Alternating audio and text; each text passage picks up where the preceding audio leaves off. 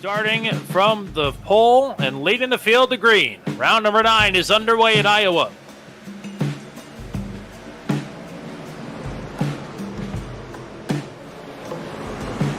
Norman gets in line, battling side by side for third. It's Patton on the outside, Millfield on the inside. Greenwater rolling this top side here as well. Started in 6. Looking to the outside of Ron Mitten to move into the top 5. Second lap in a row, that 46 has been the quickest truck on the track, and now Ronnie Norman has drawn a bead on the outside. He's hit the wall. Just a brush, should be okay, but he's going to lose the second position. Now the 46 is up to P2. Norman and Patton both had to roll out of it now to get into the wall and into each other. Is Greenwater up the track? Patton. Wow. Oh, Mo. Wow, that was awfully close. Nearly comes together with... Oh, he does. There's the big shot. Like I said, I don't think you want to be in his way. Oh, they made contact in front of him. It is bumper city all of a sudden. Strotman got into the back of under the back of Mitten on entry. I don't know how Mitten... shot into the wall. That one is going to hurt. Now Greg Molly's looking to cross over Mitten here. Ball's going for a 2-for-1 down here into turn 3. Widener. Oh, wow. Widener is in the mix now as well underneath of Mitten. Just got past Strotman. Wow. Ashton Crowder wants to get back to the lead. He restarts at 3rd. Brad Slagle to his outside in 4th. Widener does not get a good restart. The outside line suffers a bit as Crowder is up to 2nd already. Yeah, Schulte stacked up the field a little bit there on the restart. Chalk makes a save. That could have spelled disaster.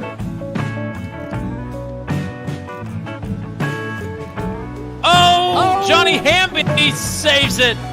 What a save. It's a bad feeling being stuck in a lane you don't want to be in and watching the freight train go by. As Foudy on the move backwards. That's going to be bad. Very wide trouble. Burkhardt down into Foudy. He's going to get turned back up the track. Oh, man. Drew Strotman piles into the 4, and just like that, the good run for the 4 is over. Puts himself here in the middle, but he also has Burkhardt on his top side. Really has nowhere to go. He's getting squeezed by both of them. Foudy comes up into Rainwater, who then gets up into Burkhardt.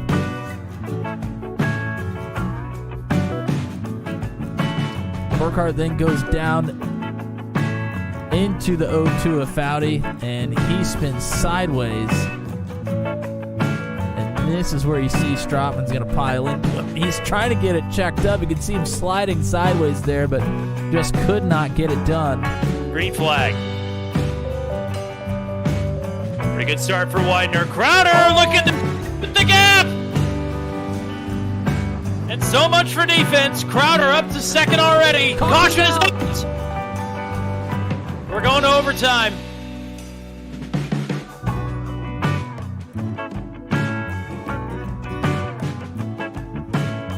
And Mitten is trying to kind of go high so they can get a good entry into turn number 1, but Maul is there. It kind of comes across the nose of the 7. Ashton Crowder. It's all looking up 27, but he's got to execute on what could be the final restart. Good jump here for the 95. Up to block the 27 right away. Opens the door for Lehman. Crowder might get boxed in. Yeah, Crowder's going to get boxed in here. Here's Schulte with fresh tires on the inside. 3 wide for 2nd. It's been a magic opening lap for the 95. He's got one trip around to try and bring it home. Crowder underneath the block from Widener. Here's Crowder now. Full throttle on the outside. Widener is loose. Widener's around. He was giving it everything he had. Here comes Schulte. He's going to drive it deep here into 3. Ashton Crowder going to walk away with the victory here at Iowa. Oh, man. I cast doubt on that 95, but damn if he did not drive the wheels off of that truck, and it is such a shame that he is going to finish back in 17th after all that. 4th win of the season for the 27. Now he's actually taking laps on the Legends Oval. Yeah, we're gonna. Why not? We're gonna do the 16th mile short track here real quick. It's just been week after week after week of unpredictability here with Maximum Velocity Racing League on Turn 200. And we have reached the halfway mark of the Revival season. Tonight is round number 10. So I'll pose this question to you. What is going to happen tonight when we cram 25 plus drivers onto this narrow, winding, 2.25 mile, 13 turn road course, Mid-Ohio sports car course? It is going to be another crazy one here. As often the real-life truck and Xfinity races are here at Mid-Ohio tonight, expect anything and everything as these drivers look to navigate 50 laps around Mid-Ohio. Howdy folks, it's Tommy Cook. My partner Matt Williamson will be along here momentarily. We've had 9 rounds. We've had a bit of a point shakeup here of late as the points leader Justin Michael was not at Iowa last week. But again, 3 drop weeks for the drivers of the Maximum Velocity Racing League in a 20-race season. And so the points heading into the halfway mark of the season look like this.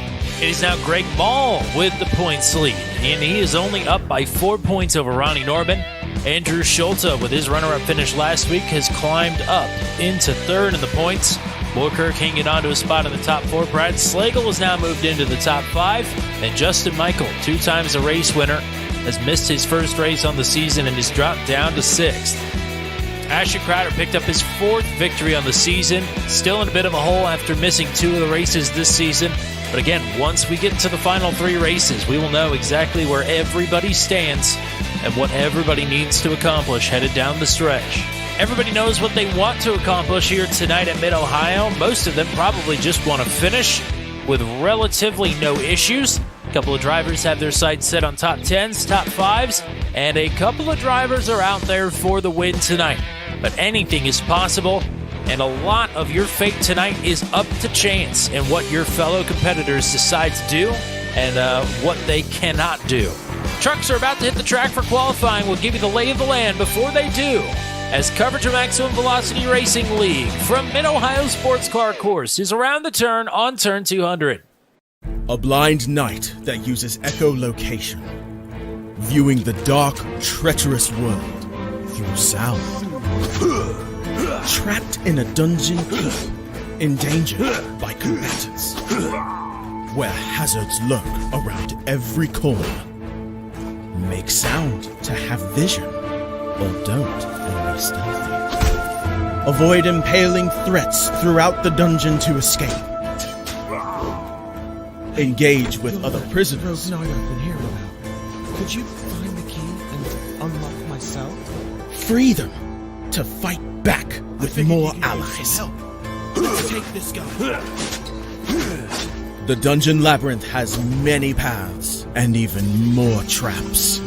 Struggle through the darkness to find your freedom.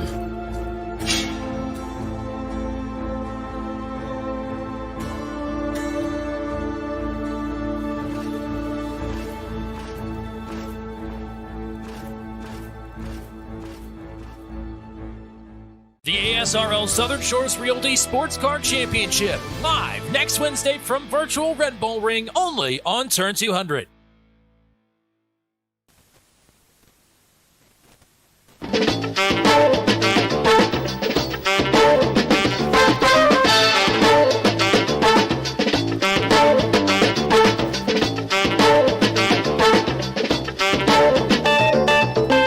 And now, our feature presentation.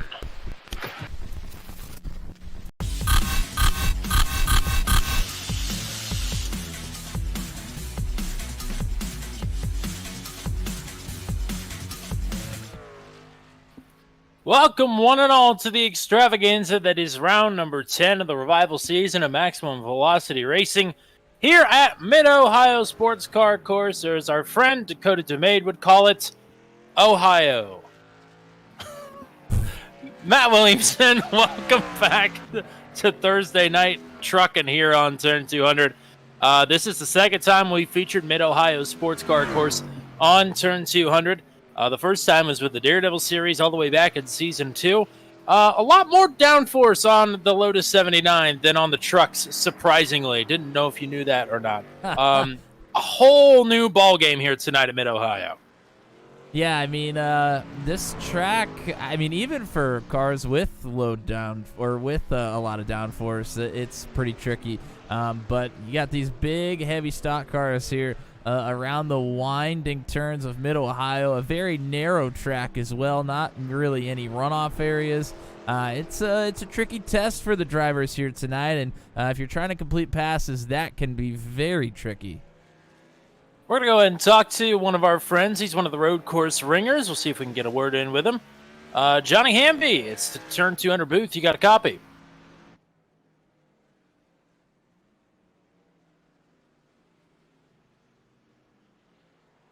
Maybe not. I'll take it as a no. He was just out on track. You know, we are getting ready for qualifying here in the next minute or so, so probably getting geared up to get after it here. He is second quickest in practice right now. He had just gotten within a second of Ashton Crowder. But Ashton Crowder just put up a monster lap in practice, a 1:25.857. That is now over a second quicker than Johnny Hamby, who is back in second. I could have swore Ashton Crowder said he has not turned a lap here at Mid-Ohio in Victory Lane last week at Iowa. Not that it should be a surprise to anybody, but he is proven to be a quick study if that's the case. Yeah, I mean we've seen that he kind of downplays his hand. A lot of drivers kind of downplay their hands in this series. I feel like try to put everybody at ease a little bit and then come out and whoop some butts. So yeah, I mean he's picked it up quick here, and you said over a second. I think it's 2 seconds. It's almost 2 seconds here. So yeah, it's just an absolute burner of a lap, but we'll have to see if he can put together in qualifying. Now again, still 3-lap qualifying, but of course if it were 5-minute qualifying, nobody would be able to get the run in, so they've extended this qualifying session to 10 minutes. Maybe we'll see if we could talk to Johnny Hamby after qualifying is over. Once he gets his 3 laps in, and qualifying is now open for anybody that wishes to take to the track. Let's see. Our first driver to start making their way onto the track looks like is Ronnie Norman. He was 4th quickest to practice. He might not be a bad driver to run around with here on his warm-up lap and give the lay of the land here for Mid-Ohio. As he barrels down this long straightaway, we don't go through what is called the keyhole chicane. Instead, we just go straight to the keyhole. Now down this long straightaway, this is probably the best passing opportunity on the entire track. Go through this little kink here. Getting ready for the big right-hand slowdown. This is called the Madness section of the track.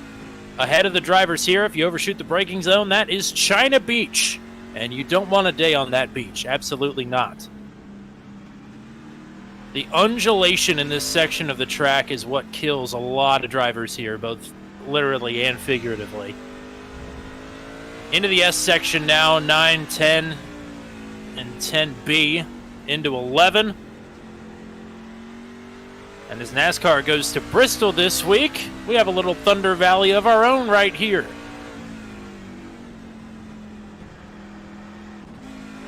Into turn 13, gearing up for the final 2 turns on the track. This is the carousel.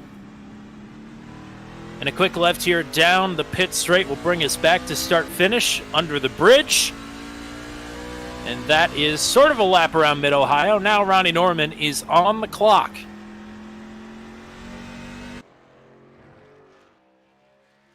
Yeah, and on that cockpit view there, taking that warm-up lap, I mean, probably wasn't pushing it real hard, but you can see just how tight and technical this track is here around Mid-Ohio.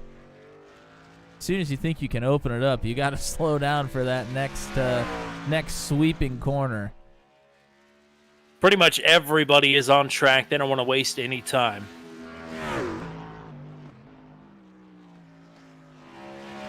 Ronnie Norman breaking into turn number 7 was up to 140-something miles an hour, I think 141. And down under 50 through the Madness section and into the S's.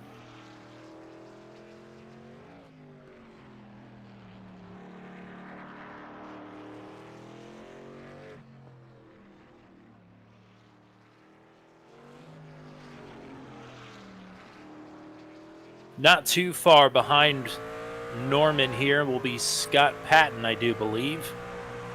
So Norman will be the first to post a time. I don't think he's gone off track on this lap, so should be able to post the time, actually.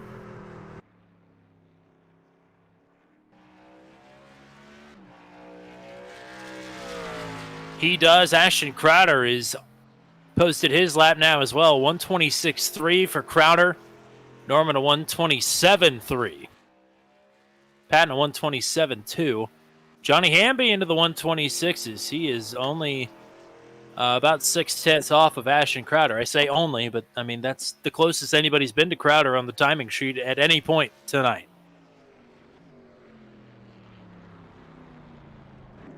Yeah, Hamby with that 126.95, that would have been good enough for second in practice as well.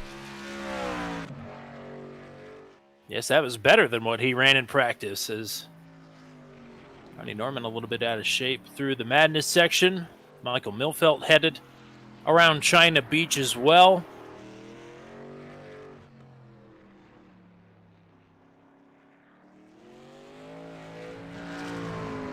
Milfelt, right now, third quickest on his second lap.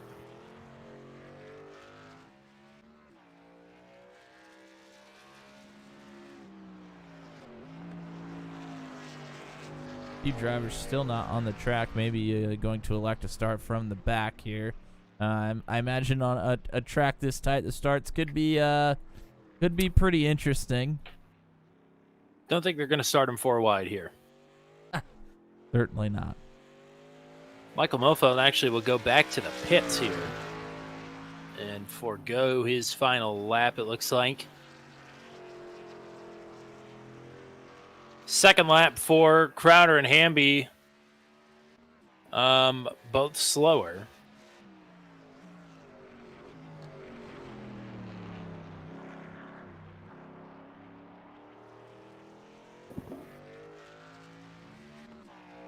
And actually, Johnny Hamby's second lap was marginally quicker. It was a 26.938. I think he was at a 9.52 before. So chipping away at it, but needs a big swing here to catch up to Ashton Crowder.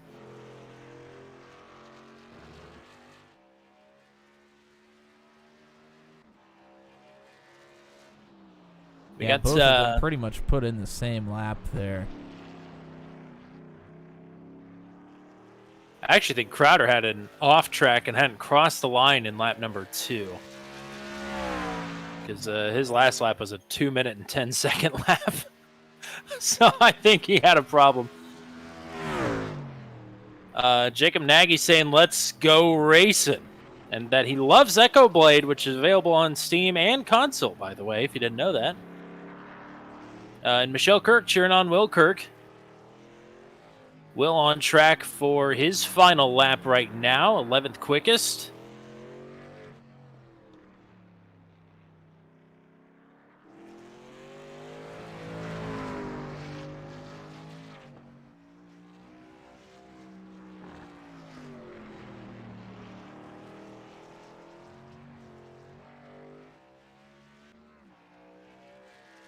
As Johnny Hamby's run is over. I mean, 3 consistent laps for Johnny. His last lap was 1/1000th slower than his quickest lap. That's so now what I would call marginal. Now we'll see if we can get a word with Johnny Hamby up here in booth 200. You got a copy?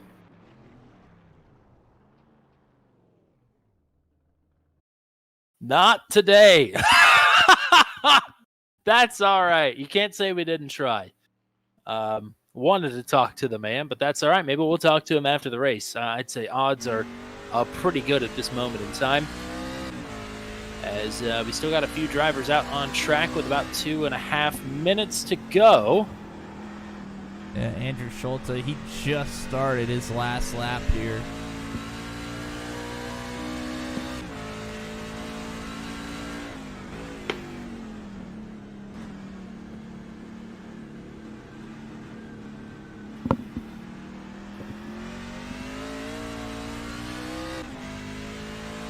Schultz right now 10th quickest after grabbing another podium this season. Last week, it's his first runner-up of the season. Man, he had a pretty good chance to win that race, too.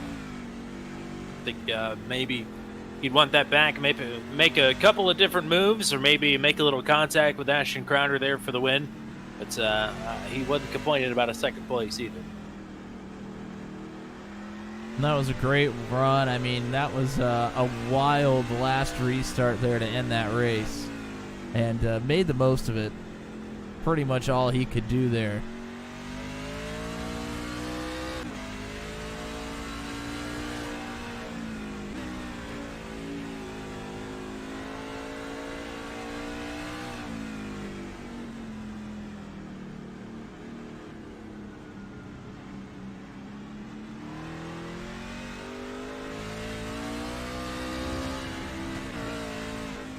So Schultz to the line. A little bit quicker. Yeah, moves up one spot. He shuffles Haynes back to 10th now, and he moves up to 9th.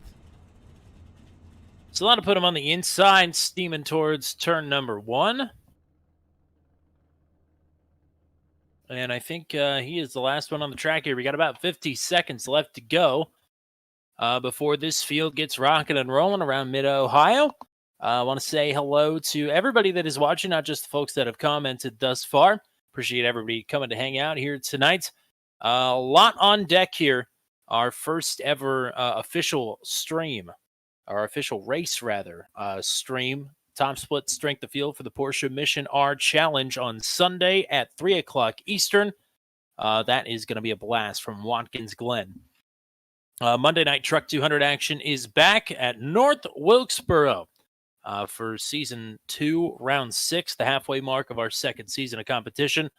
No racing on Tuesday, but Wednesday, the ASRL Southern Shores Realty Sports Car Championship GT3, GT4 multi-class racing action from the Red Bull Ring.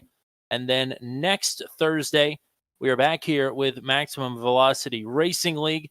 Next week's race is at Nashville Super Speedway. So the hits just keep on coming here on Turn 200. Would appreciate if everybody would hit subscribe at some point during the night here. We got a lot of good action for you, including what is on tap here tonight. 50 laps for the drivers of Maximum Velocity Racing League. And it is another pole position for Ashton Crowder, who just got his 4th race victory of the season last week. He's going to be knocking on the door of the points lead if he can come away with a win here tonight. Johnny Hamby coming off of his first oval top 10 of the season. He starts on the outside of that front row. He's a road course guy. Watch for him to mix it up with Crowder here up front. Row number 2, great qualifying run from Michael Milfeld Jr. on the inside of row number 2. To his outside, Scott Patton got robbed of a good finish at Watkins Glen. He looks to rectify that here tonight with a 4th place start. Row number 3 is Ronnie Norman on the inside. He's 2nd in the points. James Lehman on his outside. He's top 10 in the points as well. Brendan Gregg starting his first road course race of the season in 7th. Greg Mall, the new points leader, starts in 8th. Andrew Schultz, a podium finisher from last week, starting in 9th. Rob Haynes to his outside rounds out your top 10 starters. Nearly the hero of the race at Iowa last week, Charlie Widener with some work to do here tonight from 11th. Will Kirk, 4th in the points, 12th on the starting grid. Matt Burkhardt also had a good run dashed late last week at Iowa. He starts in 13th. John Pansola to his outside in 14th. Then on run number 8 on the inside, Bill Paradise. To his outside, Ryan McRoberts. Brad Slagle, Kerry Cleaver, and Doug Heveron, the 19 starters here tonight. Now Williamson, strategy abundant here tonight at Mid-Ohio. What do we got? First, we'll take a look at the weather. Cool track temperatures here for the drivers today. So, good conditions. Got to be careful here on this first lap. Cold tires. But after that, should be optimal conditions here for the drivers. You mentioned it, 50 laps here tonight.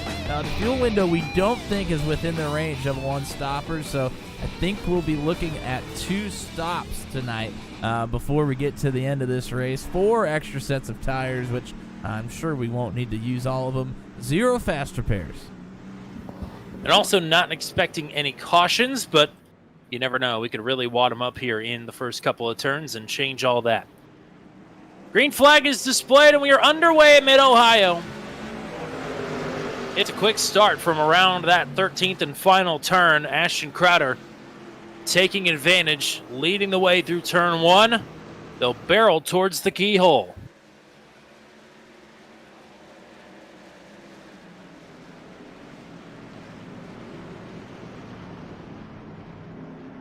Tight racing here between Patton and Millfelt.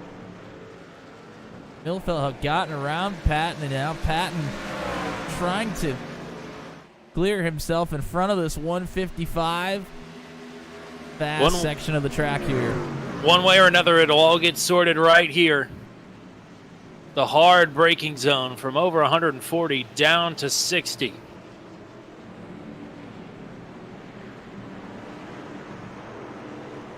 First 5 turns navigated professionally by these drivers.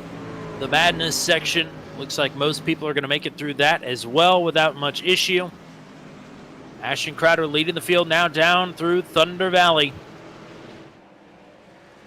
Hamby and Crowder trying to put some distance between Scott Patton, who rides in 3rd, Michael Millfelt behind them in 4th, and Ronnie Norman rounds out your top 5.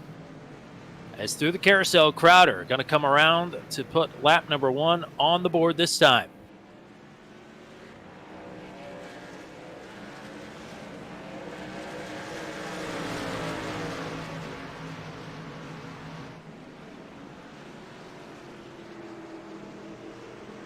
Yeah, lap number 1 on the board, and top speeds for your top drivers is 160 miles an hour, so I believe that is in that stretch right before that hard braking zone that you mentioned, getting up to 160 before that very slow turn. Only 1 off track that entire lap, opening lap that is. Don't expect to keep that up through the entire race, though. It's 50 laps here. It's grueling. Mistakes will start to add up here before too long. Top 2 are breaking away. Scott Patton looks like he is leading rush hour traffic here. Yeah, big, I shouldn't say big, but a little stack up here behind Norman. Lehman kind of gave him a little shot in the bumper. Just had a really great corner. Norman didn't have such a good one. Lehman pulled right up behind him, and Brennan Gregg in the 18 nearly got into the back of Lehman as well. Haven't seen a ton of Brennan Gregg this season. I believe tonight is start number 3. Haven't seen him since Homestead, if I remember correctly.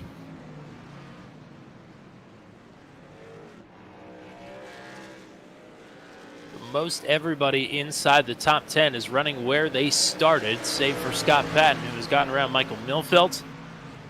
Crowder and Hamby well out in front of the rest of the field, and now Crowder leading Hamby by 2 seconds. Yeah, this is about as good of a start as Crowder could have hoped for. A little bit further back here, Schulte was all over the back of Rob Haynes in the 199. Oh, Greg Mall's going to insert himself here as well. Mall gets it done there. Mall had fallen back a couple of spots. He gets 1 back there. Puts Greg Mall into 9th. Schulte moves up to 8th.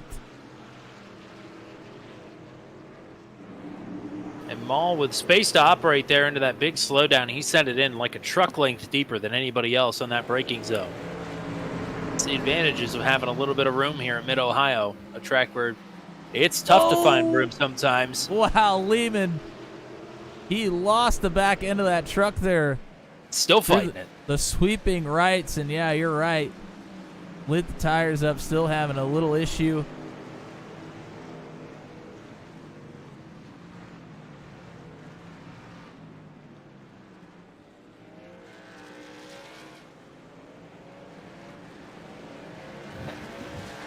Crowder 0.8 of a second quicker than Johnny Hamby that last time around. He is absolutely lighting him up.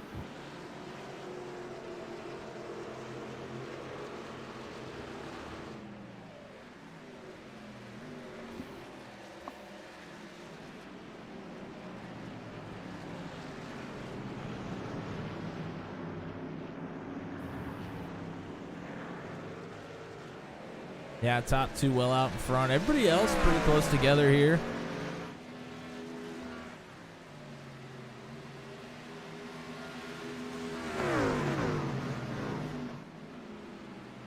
What'll be interesting, this is a tough track to take care of your tires. It's so slow, and there's a lot of shifting down into really low gears. A lot of tire spin can happen when you start doing that. And those drivers that can manage the spinning of those tires, they will benefit the most here, but it is a difficult task. Yeah, it's not a good sign when you see people working the rear tires as much as they are, like James Lehman on the opening laps here. You worry later in the stint what he's going to be working with in terms of rear rubber.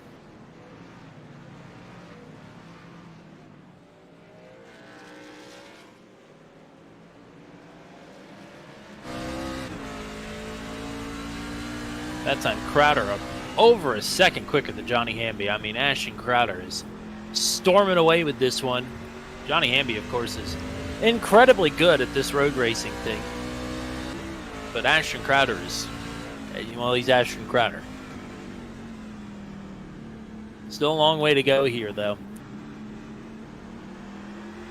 Long way to go. Anything can happen. Can't get too comfortable, especially around here at Mid-Ohio. We'll go to the cockpit cam here with Ronnie Norman. He's got Milfelt and then Patton in front of him. These three have all been very close this entire race so far. I mean, these guys, they almost look like AI. They're like following each other directly. It's crazy. Well, I'll tell you one thing AI don't have to do is work the wheel like Ronnie Norman had to there.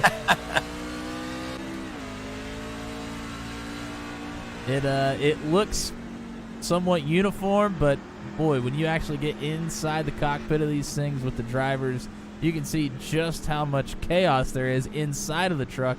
Even though the speeds aren't very high and it doesn't look like it's that wild, it is. Patton, Milfelt, and Norman are all running different lines through some of the turns in the back half of the course. I mean, but for the most part, they are running the same line up until about turn 8. To get through the S's, they change it up a little bit.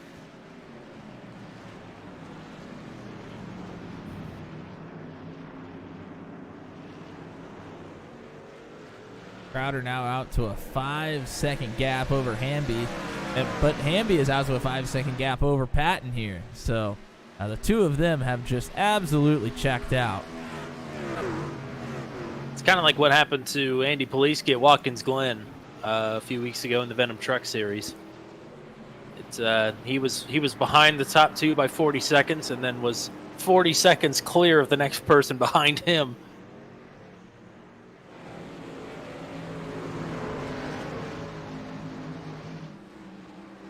Mid-Ohio is definitely a driver's track. It takes a lot of talent and discipline to be able to work around Mid-Ohio. I certainly could not do it for more than a couple laps at a time. So anybody that's out here on the track giving it a shot tonight has got my respect, that's for sure. Yeah, I think discipline is a great word to use when talking about this track. I think discipline and patience are two of the biggest things you have to have just to make it through this race, let alone run good laps here. This thing is exhausting, but you got to be on point every turn. Scott Patton is driven away from Michael Milfelt just a little bit here. I think Ronnie Norman is maybe itching to try and get around the 155. Is right up to that bumper. And we've seen the bumpers used here in real life many a time in Mid-Ohio. Especially if you saw the ARCA race here this season. It was nothing but bumpers. See how Doesn't keen matter if Ronnie your Norman is to teammates do or that not. on lap 7. Yeah, exactly. I don't think they'll be doling out suspensions in Max V for that.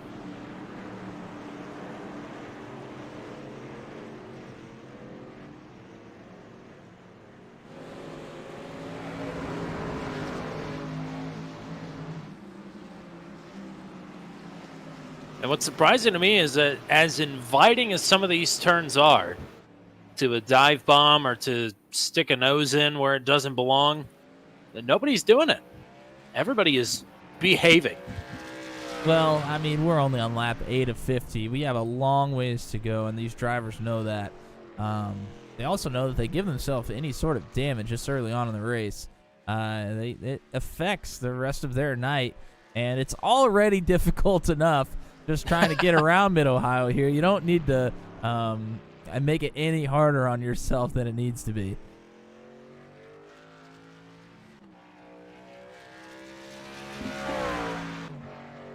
Ashton Crowder already worked around Kerry Cleaver.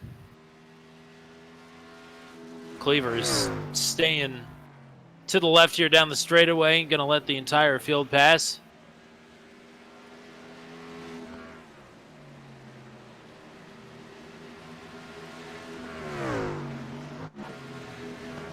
As he's working his way back through the field, he is asking people for money for the next time around. He'll wreck whoever gets the highest bid.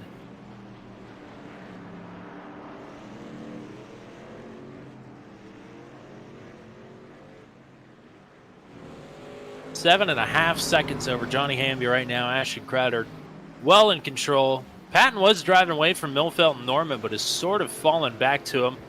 I think he got a little hung up on Kerry Cleaver there. Coming out of the keyhole. It's a weird place to catch somebody. So those three drawing back together. James Lehman, super wide.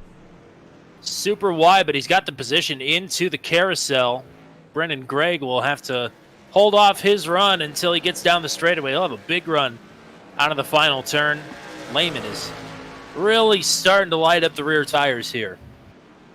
Yeah, he's been struggling with the back end of this truck all night long here. Oh! Wow. I don't know how he didn't go around. That was incredible. Nearly off track there. It allows the 18 of Greg to get through. Now that he's not in a fight, hopefully he can try and cool these tires down, rest him up. We're still just about halfway through the fuel run. Not quite to halfway, so he's still got a ways to go here. Yeah, I guess the one saving grace is the fuel window is at a weird spot where, you can make one of those runs a lot shorter if you feel like you've really messed the beginning of that run up. He could pit right now and then get those next two stints in just fine if he really wanted to. It'd be an unconventional way to do it, but it would be able to be possible without, really jacking up your fuel strategy. Well, he might take you up on that. We'll have to see. Brendan Gregg up to 6th as Ronnie Norman all of a sudden hounded Michael Millfeld here through the carousel.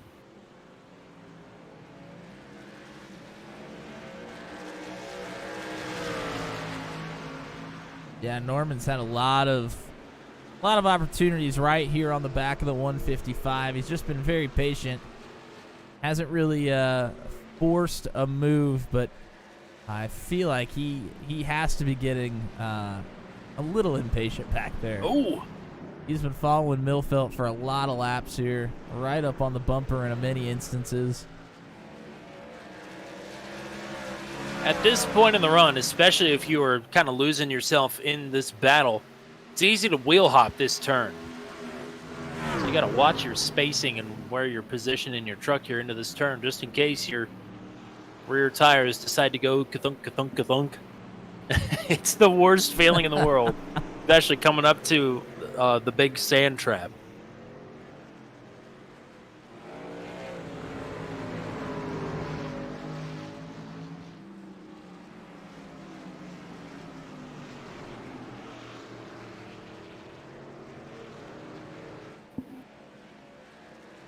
I keep going back to this battle just because I'm very interested in how this one ends.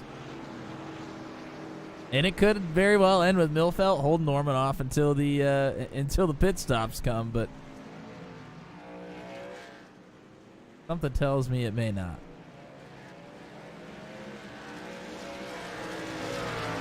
It'll be interesting to see with the track that the laps are right around a minute and a half, a little bit less,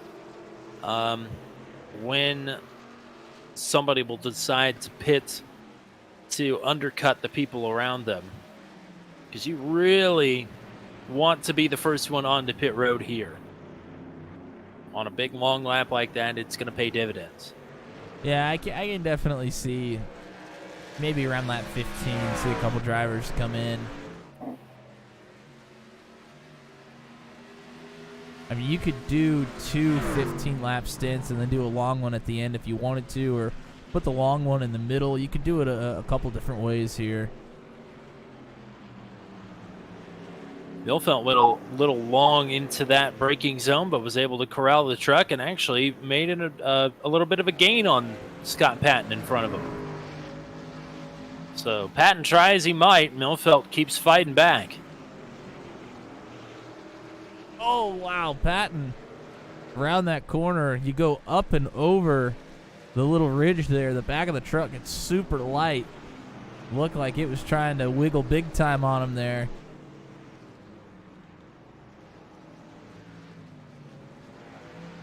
I'm sitting here doing hand signals up and over the ridge like everybody can see me. We'll get the car inside camera going for you.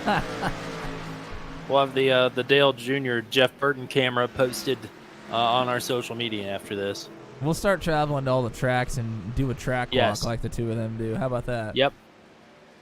As long as I get to wear the Adidas Nurse sneakers. I'll Wow, bring the Ronnie cheese Norman. cone. Yeah, please do. Ronnie Norman he was, whoa, Michael Millfelt loose, and there goes Norman. I was going to say Norman was all over the 155. He was 2 truck lengths deeper in that braking zone, and he made it stick. So Ronnie Norman was coming with a head of steam. Yeah, and Millfelt's not the only one that's loose. Everybody's starting to break a little loose here. I think all of our drivers struggling a bit at this point in the run.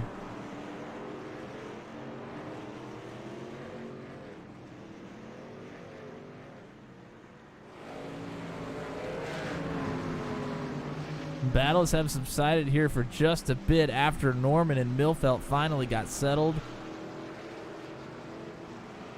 Brendan Gregg and James Lehman, who have also been together this entire first run, they're the closest on the track. Lehman's about 3 or 4 truck lengths behind Gregg.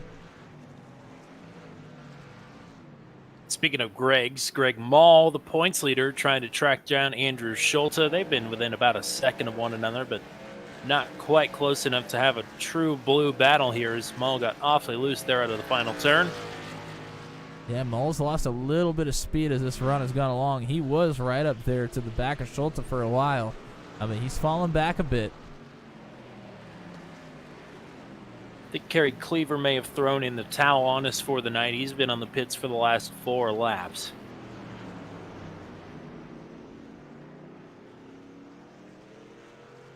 Ashton Crowder is about to hit a couple of lap trucks here. It will be Ryan McRoberts and Bill Paradise. McRoberts will be up first.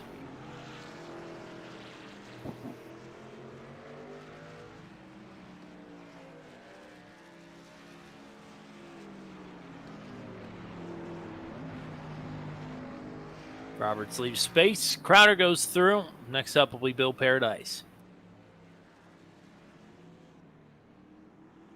Yeah, and if we're watching the gap here, Crowder now over 14 seconds in front of Johnny Hamby. That is just a crazy amount of speed that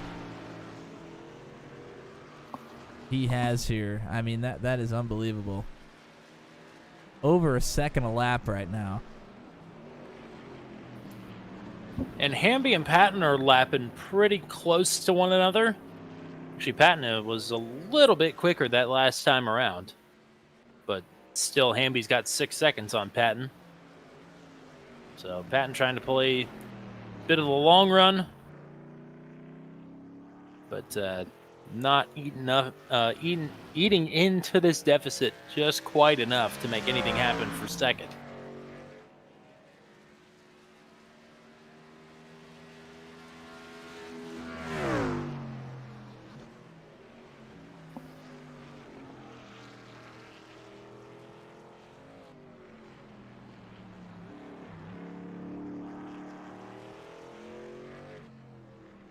And here in just a lap or two, I think we're going to start seeing a couple of drivers probably go for pit stops, unless all of them are planning to go long here on the first one. Oh, Patton. Patton's off the track. Oh, no. Patton off and around. He has fallen all the way back now to 9th. Just as I said, he was eating into the gap a little bit. Goes around in the madness section of the track. We're back up a replay here in a second. Patton actually able to stay in front of Greg Mall here. Mall had a bit of an issue when he was going to get around the 46.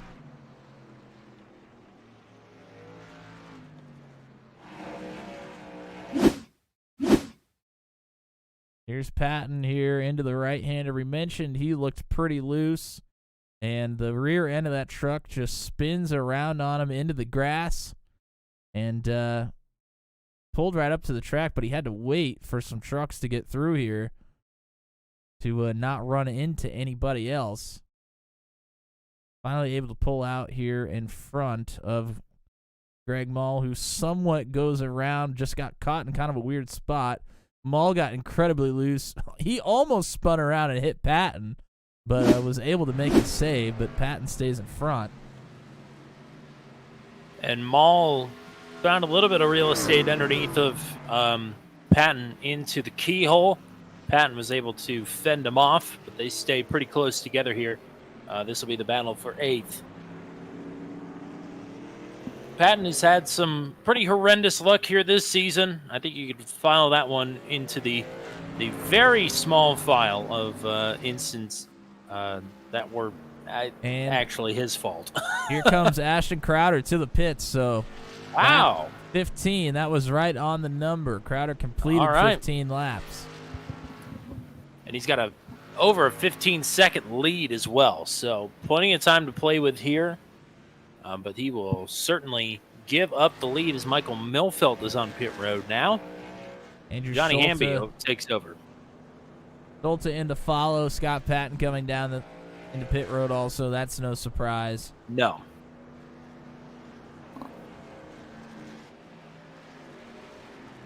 Johnny Hamby going to get some bonus points here.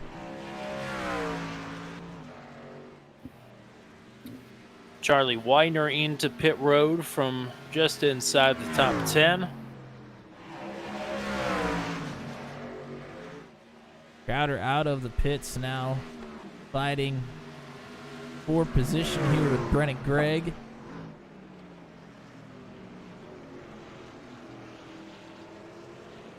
Yeah, that is actually for 3rd on the track already. Hamby and Norman are ahead.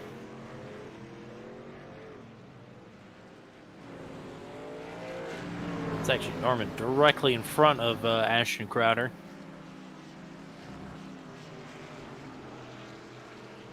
It's waiting to see if Johnny Hamby will duck into pit road from the carousel this time. And he will not. I don't think he technically led across the line that last time. Now he's secured his bonus points.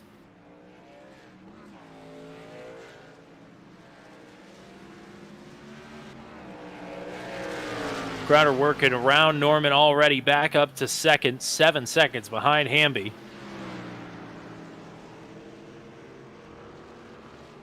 James Lehman and Greg Mall into the pits this time.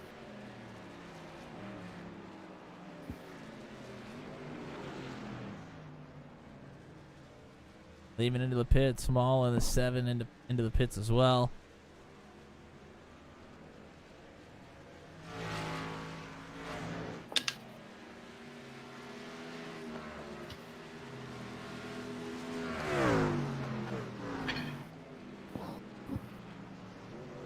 We've got 17 drivers still running. Kerry Cleaver and Doug Heverone have hung it up for the night.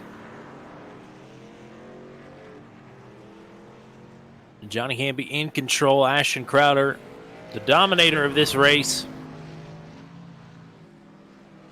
has been on and off pit road, waiting for a Johnny Hamby pit stop. He might decide to go long. If that's the case, I think lap 22 is the latest he can go. We'll see if he decides to wait that long. He does not. He's coming this time. So Crowder will be back in the lead. Here comes Brennan Gregg now. And there goes Crowder rumbling by. Ronnie Norman now to second. Norman, of course, has not come into pit yet. I believe him and Rob Haynes are the only two left in the top 10 that have not come in yet. There's quite a few drivers outside of the top 10 that have not come into the pits.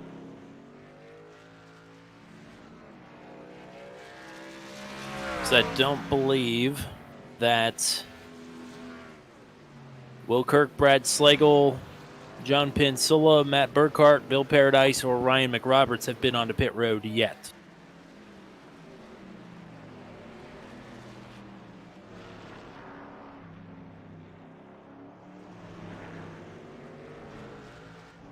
Brennan Gregg just came out of the pits. Lehman was just able to get by him.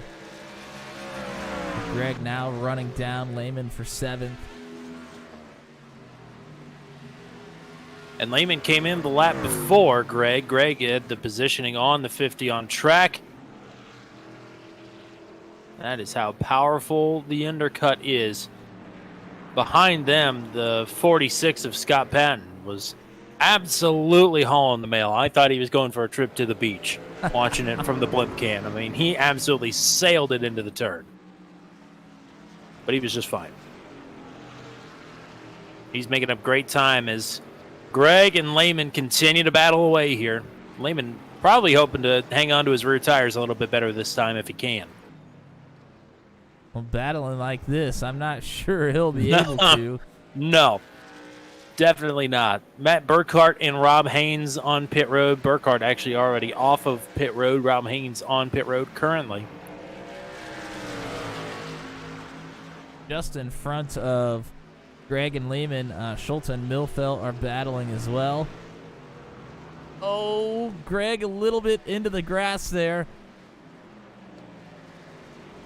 Scott Patton, who had that off-track incident, is right behind Gregg, about 10 truck lengths or so. Oh, and now Schultz has gotten the positioning on Milfelt. Milfelt stuck to the right side of the straightaway. That's the same place Milfelt got passed by Norman earlier in the race as well. So Milfelt struggling a little bit there, getting the run off of that right-hander into that fast section of the track.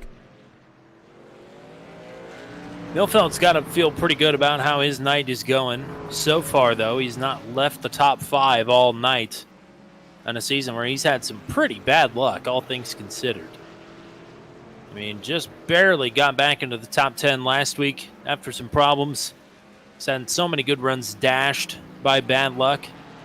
Not to jinx him now, but things are going well.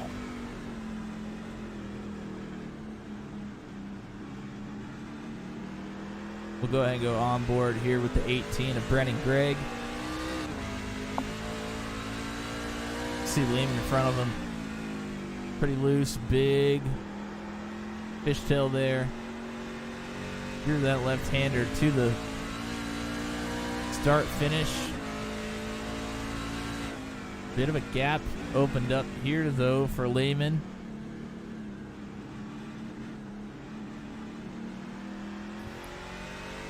Yeah, this is the third start of the season for Brennan Gregg tonight. Started round 1 and round 3. No finishes inside the top 20. So no matter what, tonight is going to be his best finish of the season. But things are going pretty well here for driver number 18 so far. Yeah, looking like it's going to be much better than his previous best finish here this season. Shown pretty good speed here throughout the night.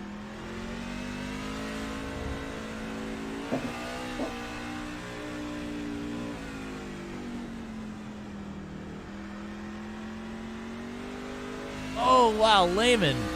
He is just cranking the back end of that truck around. Oh, no, he's going to go. No, he saves it. Locked him down. Oh, boy. Banging fenders there with Brendan Gregg. Oh, Lehman is all out of sorts here. I thought for sure he was going around right in front of the 18. I don't know how he's able to hang on to it. Greg surely could have gone through, but Greg was slowing down because he thought the 50 was going to spin right in front of him. Yeah, it was going to be an incident, I think, if Greg tried to power through at any point. We'll have to see if he lays back here, gets a big run through the keyhole, out of the keyhole, down the straightaway.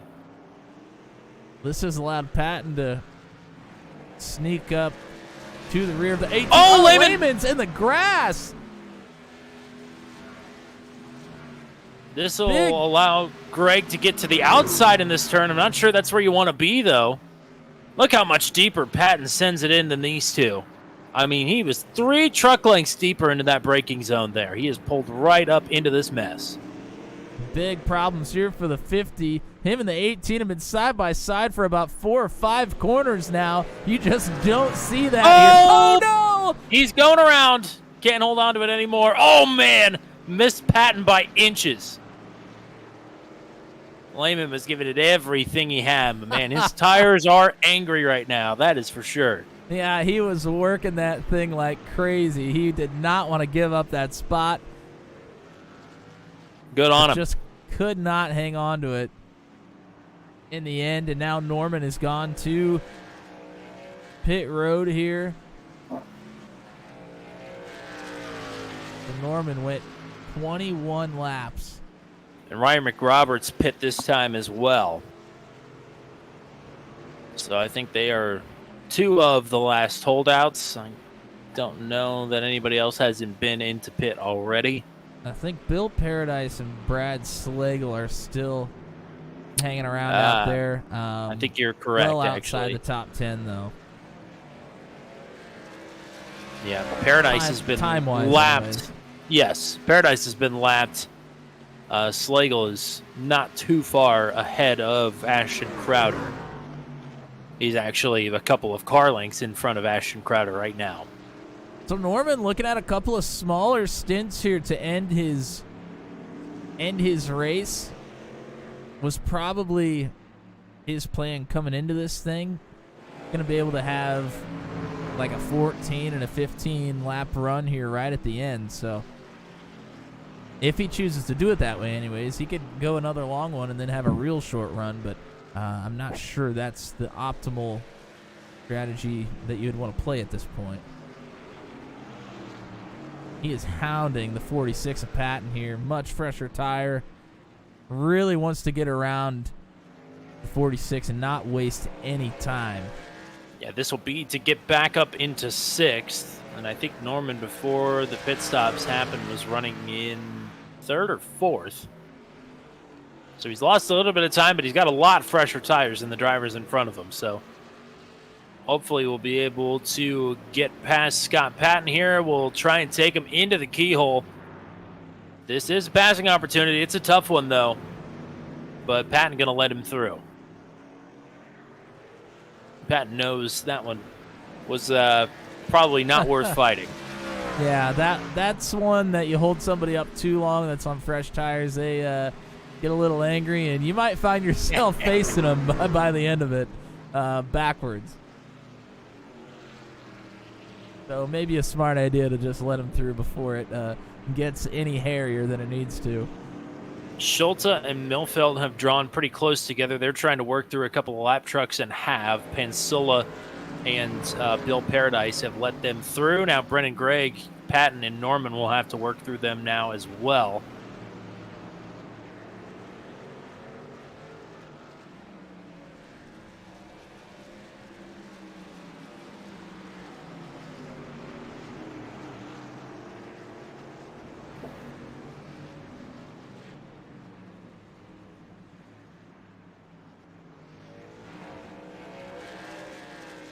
I can't remember what the lead was when pit stop started for Crowder. I think it was over 10 seconds, but oh yeah, it was about a second a lap. I believe it was 15 and a half seconds, something like that. It's now doubled. It's 30 seconds. It's a lot. Yeah, and Crowder was one of the first ones on pit road too. He actually undercut himself. He came in on lap 15. Hamby, running second, came in lap 17. Crowder able to extend that lead even more just with the undercut, let alone the just raw speed that he has anyways. So the furthest we've seen anybody go in the race is 21 laps. So Crowder's window will open on what, lap 29 or 30 to make it to the end. Does he go long? Does he go short as possible? What do you think he's going to do here now that he's got an opportunity to basically do whatever he wants? Well, he came in on lap 15. I would guess he's going to run another stint that's probably 15 to 17 laps. And then, run, what would that be, like 20 laps to go after that, something like that. So I think that's probably where his head's at right now. Either that, or if he doesn't really have any traffic in front of him, when he gets to that spot, he can just choose to make this his long run and then have 15 laps right at the end. He's got a couple different options here. Matt Burkhardt letting Greg and Norman through. Here comes Greg and Norman. Tried to pull that same move on the inside of this tight right-hand turn. Wasn't quite able to get there. Greg holds him off for now.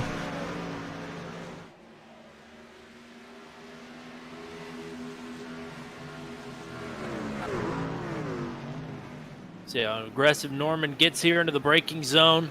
He's going to pull right up on the 18. I think it's only a matter of time.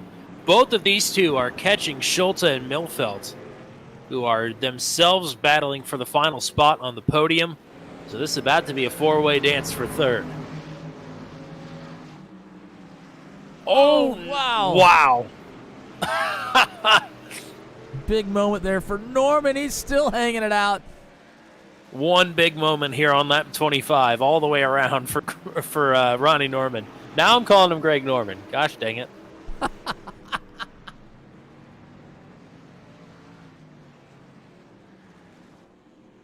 Oh, no, hang on to it. He keeps it out of the wall. Burkhardt, the lap truck, going to go by. Now here goes Scott Patton. So Greg going to lose the spots here, but gets to keep on racing. Man. Oh, Milfeld into the grass there. And Ronnie Norman going to go on the attack now. He is just intimidating his way through the field here and trying to get back up onto the podium. Much fresher tires here for Norman. Looking to make good on them, trying to get his way into fourth, and then Schultz is not too far in front of that. Needs to get through the 155 first. Sticking his nose out there, certainly letting him know, I'm here and I am going to get through.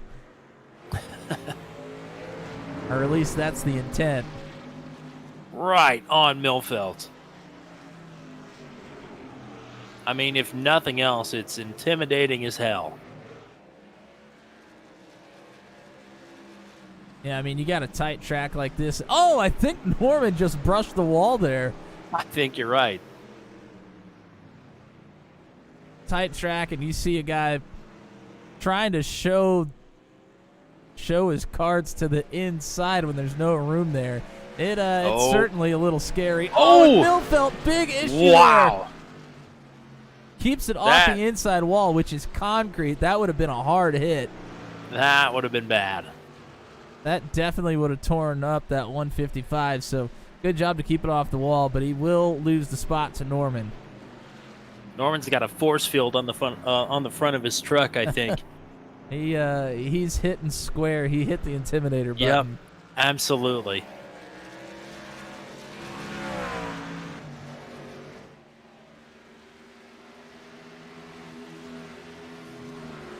Over halfway through the race here, Ashton Crowder, the leader, coming to put lap number 28 up on the board. 30 seconds ahead of Johnny Hamby, who himself is 15 seconds ahead of Andrew Schulte. Schulte's race is just getting started, though, as Ronnie Norman is on the march.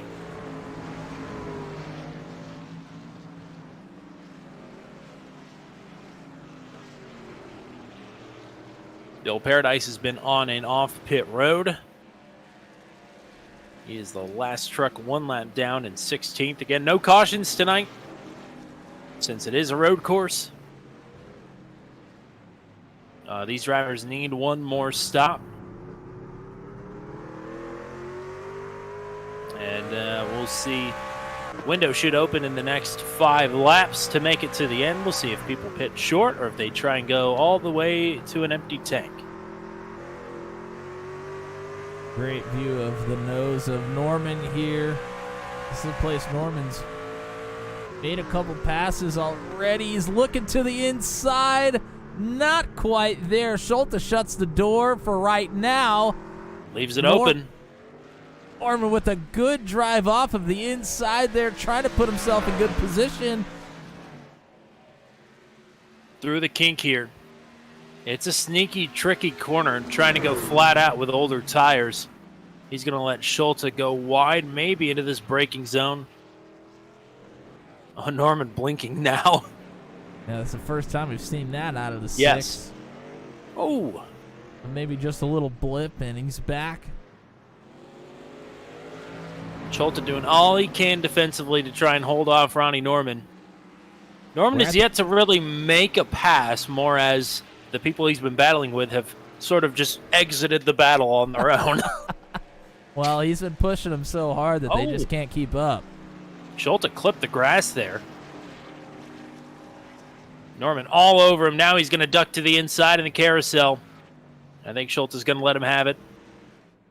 Oh, maybe. And Norman disappears once more. That's a scary feeling. Yeah, Schulte was, I'm sure, trying to pull right up to the back bumper of the 6, but if you don't know where that is, you're a little apprehensive to make that move.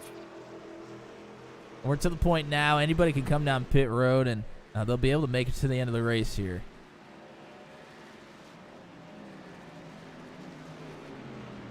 We'll see if anybody leaves themselves a real long last run, or if everybody's trying to make it a little bit shorter.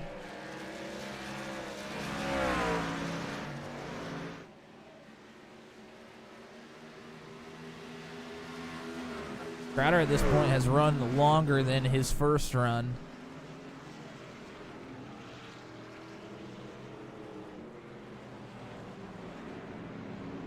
And Crowder coming up on Charlie Widener, who's running in 11th. We're about to have only the top 10 drivers on the track on the lead lap. That is quite the feat here. Crowder working through some lap traffic here. Haven't really shown him much tonight because he's been so far out front. Hasn't been much to watch. 35 seconds in front of Johnny Hamby now. Lap traffic has been doing a nice job keeping out of the way tonight. And Crowder's been very appreciative of that over the radio, thanking everybody as they move out of the way. I mean, Crowder's just, he's on another planet. His quickest lap is a 1:26.387. Quickest lap for Johnny Hamby is a 1:27.1. So 0.8 of a second quicker than his closest competitor in their fastest lap. Oh, Greg Mall has just gone off the track. Approaching the carousel. He's back on.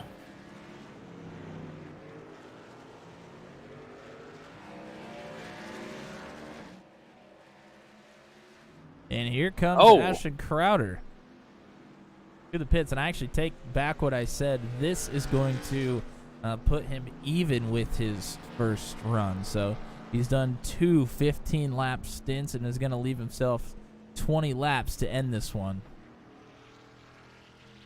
We have missed a pass back, and then a pass back from Patton to Milfelt. That was quite the exchange into the keyhole. Patton completely blew the braking zone, locked it up, moved past Milfelt into the grass, into the sand trap, brought it back onto the track, and then passed him again in the next corner.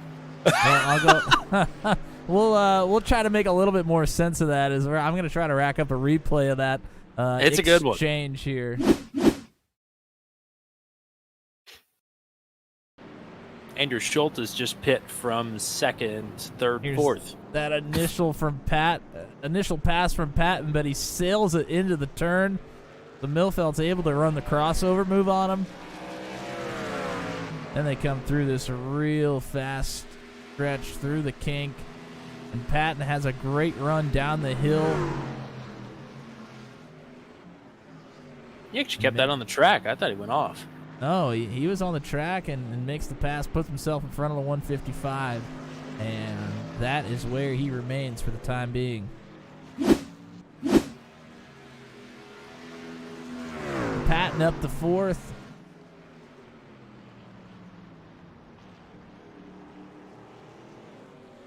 Schultz on and off pit road. Greg Mall has been on pit road. Charlie Widener has just hit the pits as well. Oh, Brennan Gregg, I think, just went around in the madness section. It's pointed back in the right direction.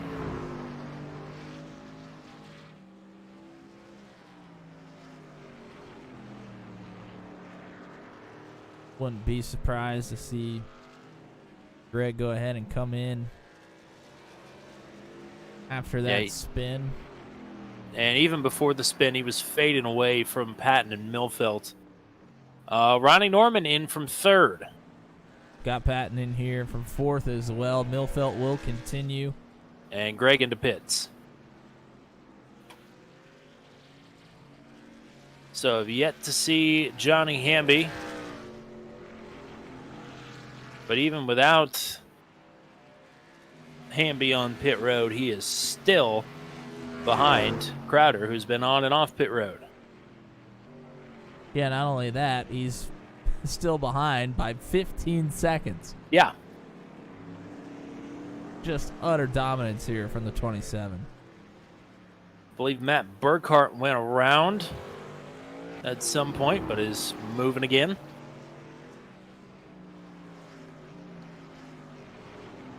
It's a little bit harder tonight because I'm not an admin in this league, so I don't get to see when the incident points pop up like I normally do.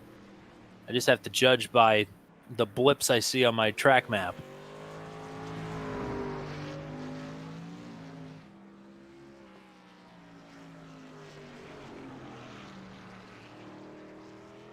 I'm sure some of the drivers probably don't mind me not mentioning every time they dip a tire off the track, though, like I normally do.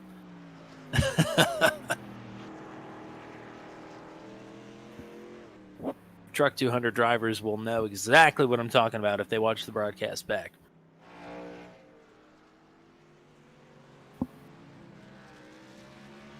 Milfelt's going to go ahead and go by once more.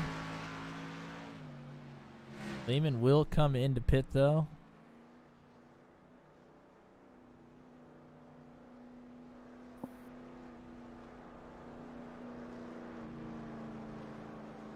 Inside the top 10, looks like 3 drivers have not come into pit. It's Rob Haynes back in 8th, and as I'm mentioning this, here comes the 199.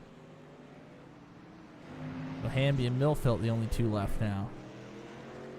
Many drivers outside the top 10 have yet to come in.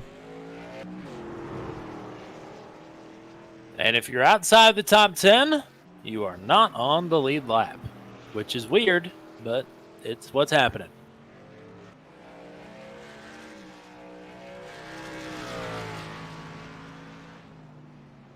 Yeah, I mean, you would think at a track with laps as long as a minute and 27 seconds, you wouldn't get lapped into the top 10, but here we are. And Greg Mall is in 9th, and Crowder has him in his sights.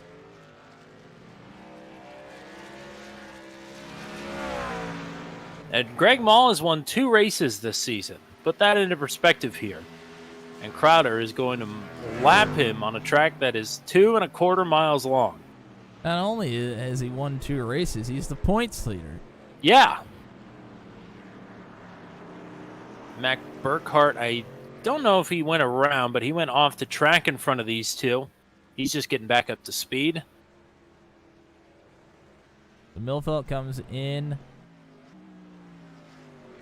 for service. Oh, Johnny Hamby, I would assume, is going to come in pretty quick here. This is the long stint for Hamby now. Went 17 the first run. He's gone 18 here. He'll have 16 to go. and of course, Hamby will have fresher tires here for this final stint, but Ronnie Norman is making up time on Johnny Hamby and was making up time on him before they came into pit as well. So I think Hamby will be in control of the situation, but it might be a little bit closer than Johnny wants as he's coming to pit road right now.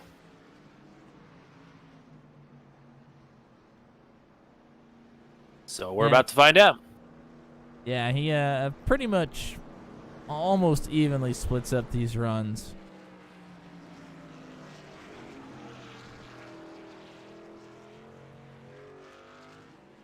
As we look to Norman here in third.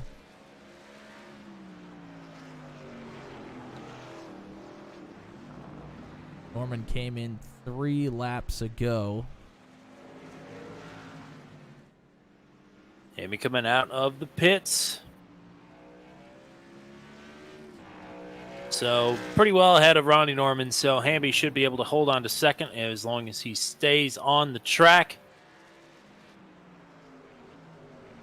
And this is normally the point in the race where I ask the viewers to place their bets in the chat. Maybe we'll put some prop bets up for like 7th. I think we need to have an over-under how many places Ashton Crowder is going to lap here. That might not be a bad one. James Lehman right now is the last truck in the lead lap in 8th. He is 1 minute and 15 seconds behind the race leader, which means he's about 15 seconds ahead of the race leader. Right here, we're watching a pass forward position. That was Patton getting around Schulte down that long downhill section. Patton's been very good through there all race long. He makes it happen there again. Puts Patton into 4th, Schulte back to 5th now.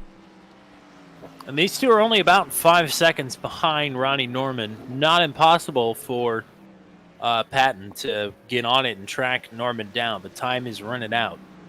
Yeah, Patton's just trying to he's been clawing back ever since he went around there in that first run. He's done a nice job here, but just put himself in a bit of a hole and trying to claw his way out, but trying to gain time on Ronnie Norman tonight is going to be tough.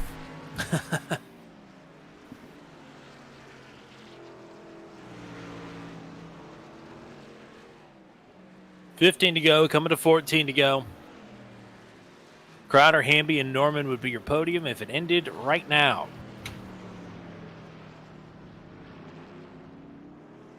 But spirited battling all throughout, really from 3rd to 7th all night. Even after a couple of pit stops, they're still pretty close, all things considered. I'm not sure if Brendan Gregg is going to be able to get up back to where he was and start mixing it up after his issues before the pit stops. But Schulte and Millfelt might find their way together again here very soon.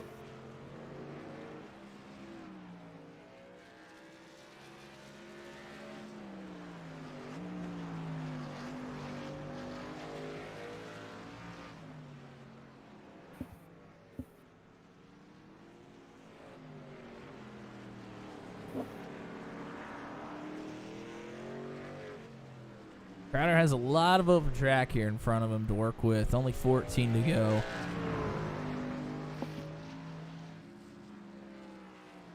He's going to put this thing in cruise control, I think, for a little while. I mean, there's not a truck in the next, 3 or 4 corners.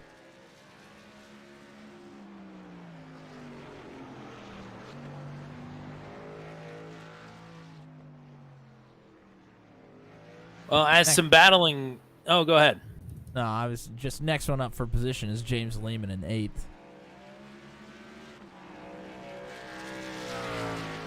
Lehman, I think, is about 6 seconds in front of Crowder here. Yes. I think you are correct.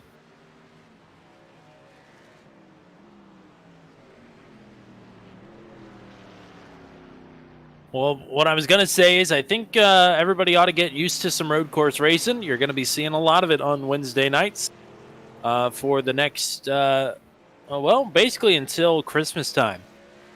We are going to have the ASRL Sports Car Championship presented by Southern Shores Realty on Turn 200. It is a 10-week schedule, but every night has 2 races, a 20-minute dash and a 40-minute feature. So 2 timed races with a full field finishing invert between the races. GT3, GT4 multi-class racing. We got to brush up on our sports car racing, but it's a fantastic schedule. It's about half and half of guys we've featured on the channel before, and completely new drivers to the channel. So it's going to be an awful lot of fun. And we hope that everybody will be along for the ride for some sports car racing here. We've been dying to get some a road course only schedule on Turn 200 for a while now, and this is a big one. Yeah, I mean it's really cool what they're doing too. As the team dynamics in this series, you got one driver that'll run GT3, one driver that'll run GT4, and your combined scoring will determine the points for that race. It's pretty cool how they're doing this thing. They've had a lot of interest from some of the other drivers, like you mentioned, some drivers that have been on our channel and some of our other series we broadcasted are kind of hopping over and going to try their hand, I think. So it'll be a nice mix of guys that have been there before and some new blood. And some new blood with us as the broadcasters as well. So it'll be exciting, and like you said, it'll take us right up to Christmas time, and then we'll get back to the Daredevil action there in January. Absolutely. As there are a lot of good tracks. There are a lot of fan favorite tracks. As whoa, Scott Patton nearly goes around through the carousel. But a lot of fan favorite tracks, including where we start things off next week at the Red Bull Ring. And that is one of the premier road racing venues. And that is where we kick things off next week. And oh, by the way, as well, the Porsche Mission R Challenge, our first ever official broadcast top split strength of field, will be this Sunday at 3 o'clock Eastern. Very short races. Qualifying is nearly the length of the race. The first ever all-electric vehicle in iRacing, the Porsche Mission R. It is also the car with the most horsepower out of any car in the service. Over 1,000 horsepower. That is ridiculous. Yeah, it's amazing to me that you got 1,000 horsepower in an electric vehicle. I mean, there's no engine to listen to know how revved up it is. I mean, for me, just thinking about trying to drive that thing, that seems almost impossible. And also one gear. It only has first. It's like a sprint car with a starter. Yeah. So you can't downshift to try and save yourself if you fly it in a little bit too deep in the braking zone. Yeah, it's a little awkward. I've ridden an electric motorcycle before, actually. I've gone out to some rides at the Loretta Lynn Ranch, and they had some demos for an electric dirt bike that they were working on, and not shifting on that thing was one of the weirdest experiences of all time. So I can imagine in a car racing, it's just as awkward. But those guys, they've been struggling a little bit to get a full field for their top split strength of field races on Sundays and Thursdays. So we thought a broadcast might tip it in their favor a little bit. And I think last night they went official plus 5 or 6 extra drivers. So that's pretty exciting. pass for position brewing here. We watched Schulte get by Millfelt here about, I don't know, 8 or 9 laps ago. And now Millfelt has gotten back to Schulte.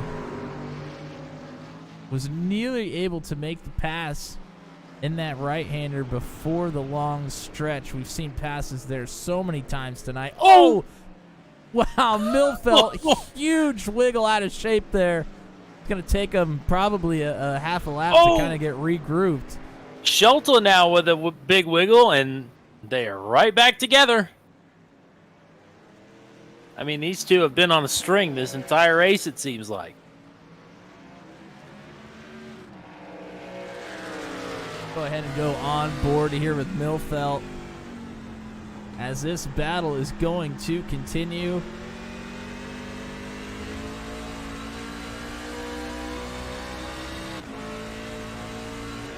Here goes Millfelt. He absolutely sends it here into the right-hander. Gets the positioning. The keyhole has been his, seems like his downfall most of the night, but he takes advantage this time. I Through the can't kink. believe. I mean, yeah, that was a big one. I can't believe he was able to make that stick on 10-lap old tires here. What a power move from the 155.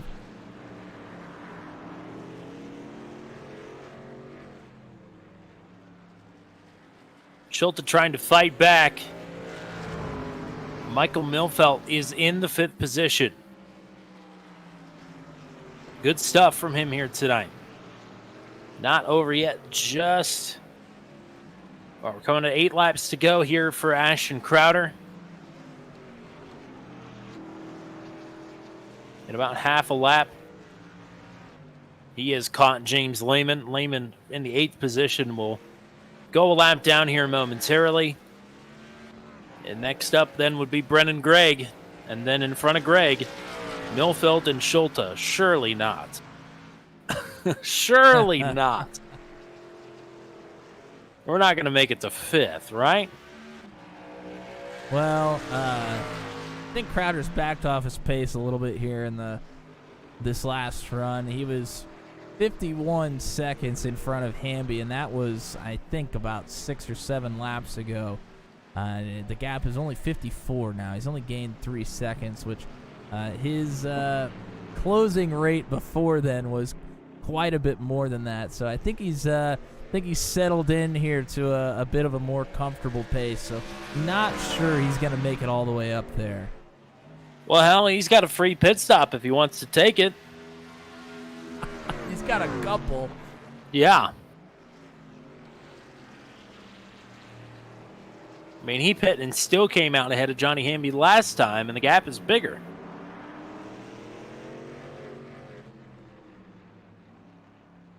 You can see he's not in a real hurry to get around Lehman here. You know, Lehman could be paying him not to pass him, too. Oh! Oh my goodness! Never mind.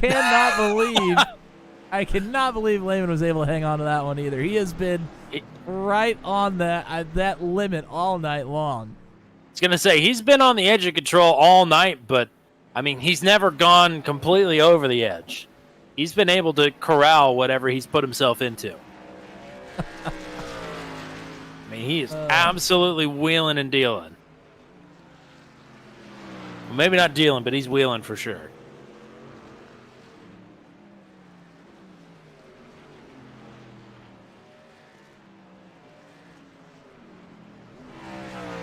Gap from Millfelt to Schulte is really large now. 3-second gap Millfelt's put on Schulte here. So that battle is definitely over. And Gregg is going a little bit quicker than Schulte. Trying to reel him in. Might have something there by the end of this one. Yeah, within 3 seconds now. He was over 3 seconds just a lap ago.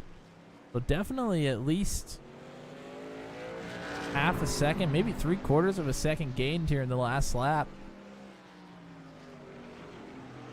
Yeah, Brendan Gregg having a solid night here tonight in his third appearance. Of course, Andrew Schulte, I believe 3 podium finishes this season. Best finish is second last week at Iowa. Is up there in the point standings. Michael Milfelt wanted to get back into the top 10 in points. Was there for the longest time and has had some troubles of late. Scott Patton wants to get into the top 10 in points for the first time this season. He's knocking on the door. He's tied for 11th coming into tonight. And Ronnie Norman wants the points lead, especially with Greg Mall having some difficulties here tonight. And, of course, no Justin Michael tonight either. We'll have 3 drop races by the end of the season, so 17 of your 20, in theory, 20 starts will count towards the points. This will be Michael's second missed race. The only reason Ashton Crowder is in the points leader right now is because he has missed 2 races as well. I think tonight will get him awfully close to the points lead. You don't get bonus points for dominance, but you do get them for leading the most laps, and Crowder has certainly done that. Yeah, everyone, in fact. Well, actually, not everyone. Johnny Hamby did lead 1, yes. That is true. They're in the pit cycle. I think Hamby actually led a couple on that first pit cycle. You are right. Brendan Gregg, we mentioned it. He has gained about another 0.6 of a second here in the last lap, so he is closing pretty quick.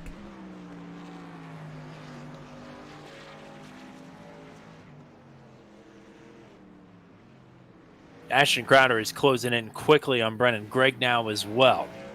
So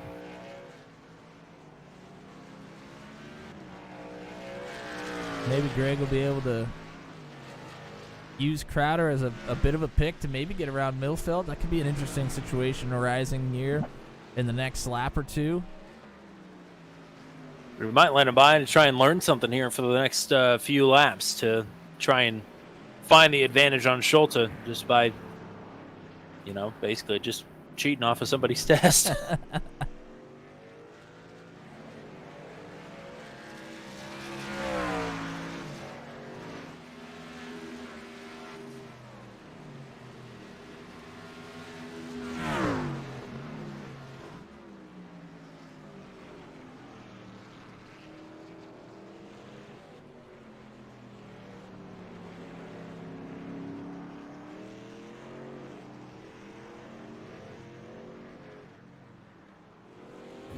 Schulte really hasn't given up any time here this last lap around. He's picked up the pace a bit.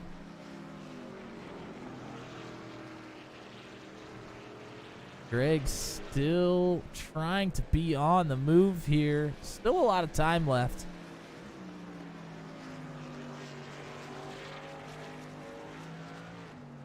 If Crowder does get around him, it'll be one less lap, though. That's one way to speed up the clock. If it were me out there, I'd just let him by because I want to be done with the damn thing. Yes, Actually, I should say if it was me, I wouldn't have made it to this point, so I don't think it would really matter. That is the better point of the two, I think. If I would have made it to this point in the race, I would have been covered in sweat. My shoulders would be aching. I would definitely be okay with going a lap down here.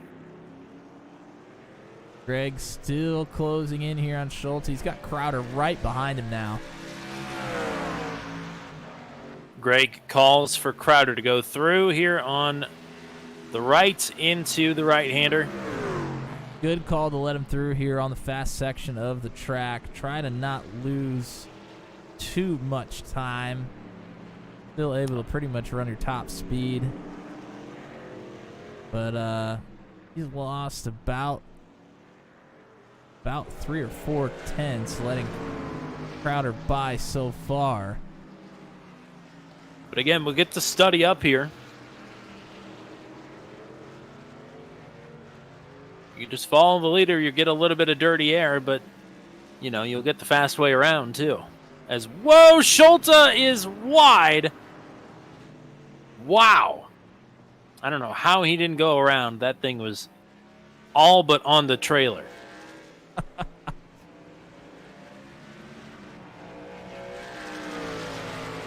Schulte wide, but still keeps Crowder behind him. 3 laps to go now for Crowder.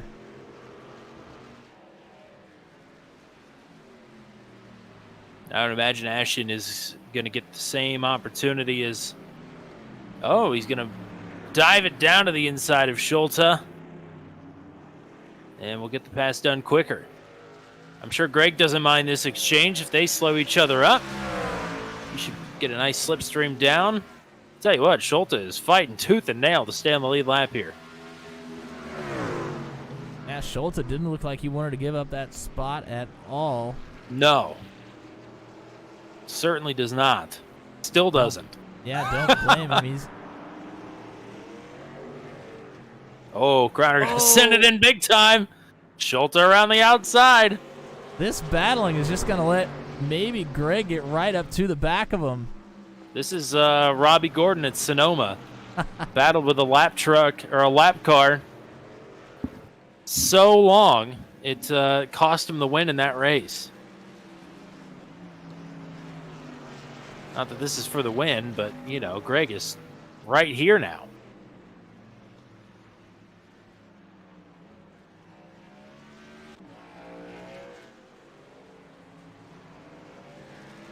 Two to go. This is definitely the most tested that Crowder's been all night.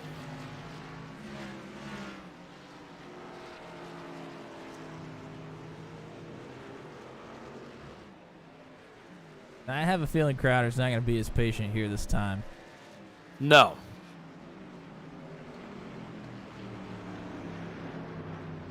Yeah, could be wrong. He's going to try and cross him over and get a big run out of the keyhole.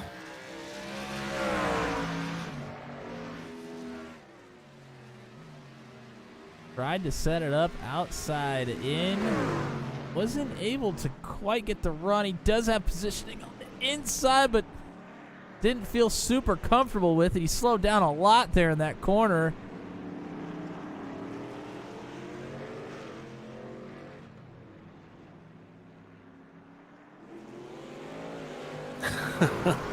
Wow.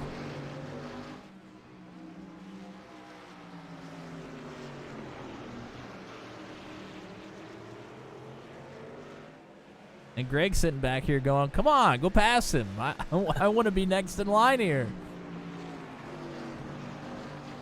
Greg might be rooting for a bumper to be thrown here.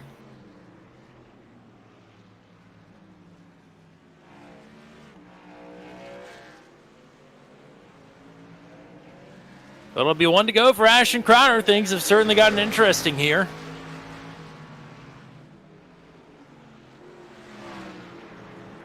It's 1 to go for Brandon Gregg as well. For right Yes. now, Andrew For now. Schulte has 2 to go.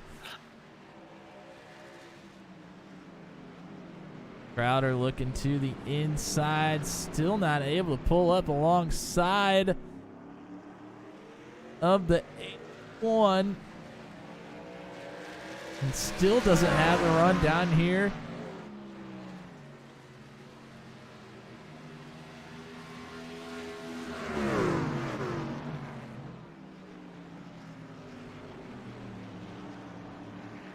Oh, Schulte wide that time.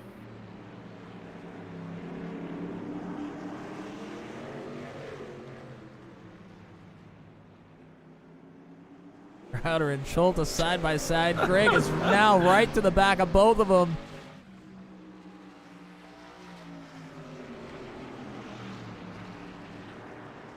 And through. Oh, my goodness. Now this makes it where Greg has to make this pass within the next couple corners or else he's not going to be able to get it done. He looks to the inside here, not there. Through the carousel, Ashton Crowder had to fight for a little bit through lap traffic there, but he is going to walk away with his 5th win of the season. They battle for 6th behind him, and Andrew Schulte, after all that, going to finish a lap down in 6th. The top 5 drivers will finish on the lead lap here tonight. That is incredible work by Crowder, and an incredible display of patience there at the end of the race as well.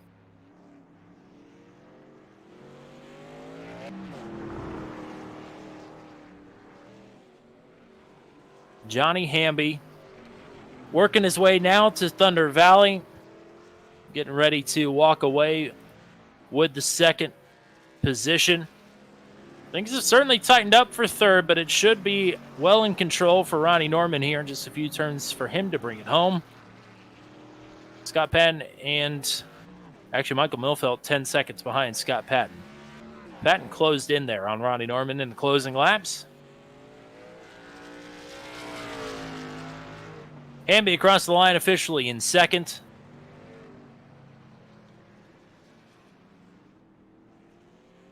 And Ronnie Norman to the line will round out the podium.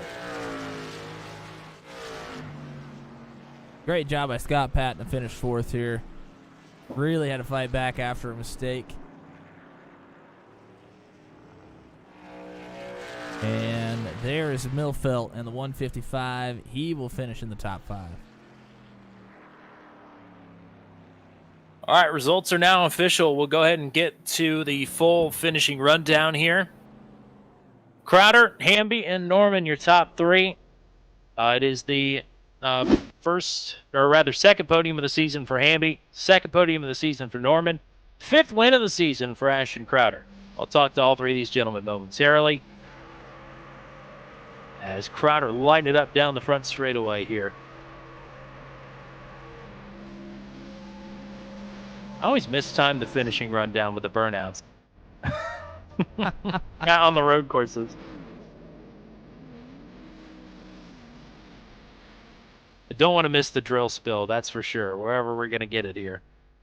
A lot of creative places to do it at Mid-Ohio.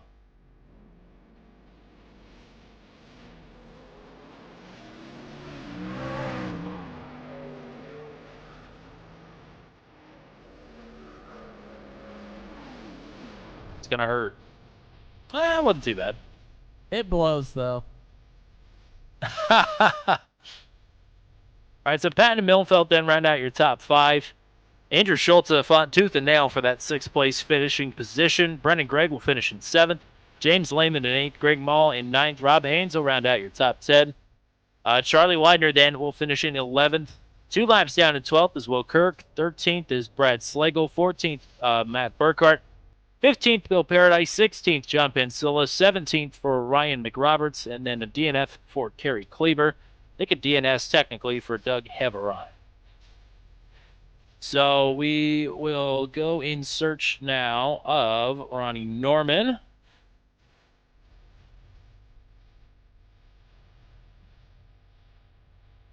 Him into the waiting room. And up into booth 200 for his second podium interview of the season. Welcome up, Ronnie Norman. That was... it was a technical masterpiece by quite a few of the drivers here tonight, yourself included. A well-driven race for you. How does it? How are you feeling after a long one here at Mid-Ohio? Man, we're not having good luck tonight, are we? Not at all. I don't blame anybody for having to make a mad dash to the restroom after a long race here at Mid-Ohio. Well. Johnny Hamby is up in the waiting room now. I think hopefully third time is the charm here for Johnny Hamby. He's going to finish runner-up here tonight at Mid-Ohio. Welcome back to the booth. Do we got you this time? Appreciate it. Yes, sir. All right, there we go. I don't really know what to ask you here other than how are you feeling after a long race here at Mid-Ohio? Well, a second place is a second place. I'll take it any day, but that is the most demoralizing second place I've ever had. What the hell was that? I mean, do you know where he was making time on you? Basically every corner. Every corner. He's just freaking better. You know, I mean, I can hang with most anybody, but this guy is just on another level. It is what it is. You know, I practiced. I had a little bit more pace, I think, at times. But I swear, you know, you're just logging 50 laps here in this truck and wrestling it around. It's just so tough to keep that pace up, and he's so good at doing that. I mean, it was a second a lap. Early on, I just watched him pull away a second a lap. And I was pulling away from the others by that much for a while, too. But the guy's just stellar. I mean, Pat's off. And that's what I was going to say on the other end of that. I mean, you're losing time to Ashton, but you do finish 14 seconds ahead of the next closest guy. So I mean, that does have to feel good that you still have really good pace here. Yeah, oh yeah. I'm happy with where I'm at with my racing in general, but clearly he is just so good. All I really had to do was monitor when people were pitting, make sure wasn't something crazy wasn't going on back there. I knew Norman was and he was pretty fast, but he was trying to change up the pit cycle a little bit, and I was just making sure to keep some distance so I didn't really get into some lap traffic, didn't want to get involved in kind of wanted to keep my little spot there and ride and and wave at Ashton sailing away. Matt, what do you got? Well, I mean, Ashton did make it look easy, but you made it look easy too there in second. I know it looks easy from the broadcast booth, but when you get in the cockpit, it is not easy. How was it trying to get this truck around Mid-Ohio tonight? There's just certain spots here you've really got to watch it. Some of the elevation changes and that I don't know, whatever turn it is, turn 4 or 5, that over that left hand over the hill, you've really got to watch it. You've just got to really keep the tires under you and try to keep them cooled down as much as you can because you can really burn them off. Well, you kept the whole truck under you at Mid-Ohio. That is not something that a lot of the drivers here tonight can say. And you're going to walk away with another podium here. And congrats, first of all, last week on finally getting the oval top 10 that I know you've been working really hard for and have had some pretty terrible luck to go along with it this season. But congrats on the oval top 10 last week. And congrats on the podium here tonight. Anybody you want to thank or shout out? Hey, I really appreciate that, fellas. Thanks a lot to James and the guys for putting this league on. Thanks to you for a great broadcast. Thanks to Ashton for just keeping me from getting a big freaking head. Well, there you go, partner. Congrats on the podium here tonight. Looking forward to many more. All right, me too. Thanks, guys. Now we'll talk to our third place finisher. Ronnie Norman is now up in booth 200 again. Do we get you this time? Can you guys hear me now? Yes, absolutely. So your race was a little more eventful than the top two. You had to make a lot of passes. You saw a lot of the same people all throughout the night. Pit strategy sort of dictated how your race was going to go there. Talk to me about trying to work your way through the field over and over again. Yeah, no, we had a good night for sure. Definitely happy to be up here in third place podium.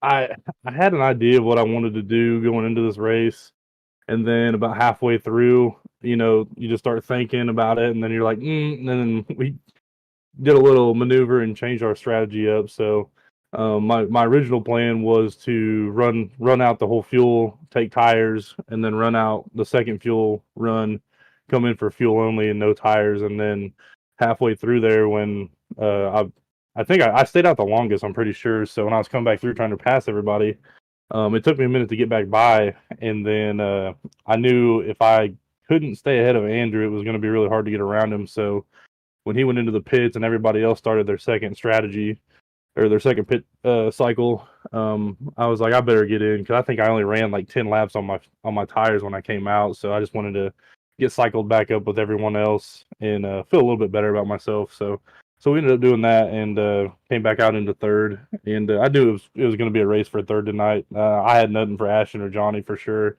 So just running around there from third to fifth to sixth. I mean, there were some good battles going on. But yeah, no, kept the truck clean. I think I hit the wall a couple times on the right side.